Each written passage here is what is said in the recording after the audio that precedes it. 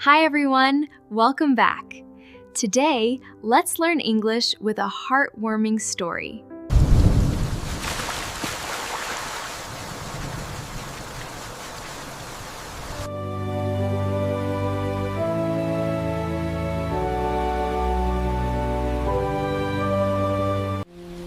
It is getting late.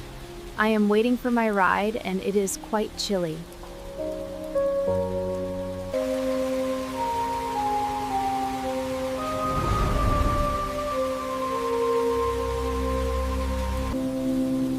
Excuse me, please come stand here with me. Thank you. Come in, it's dry here. Oh, thank you. You're too kind. You are getting very wet. Please stay here where it is dry. Thank you, dear. I forgot my umbrella today. I can't believe how cold it is tonight. I know, but I'm just glad we made it to the shelter. Me too. Thanks for waiting with me. Looks like it's here. Oh, thank goodness. Thank you, dear.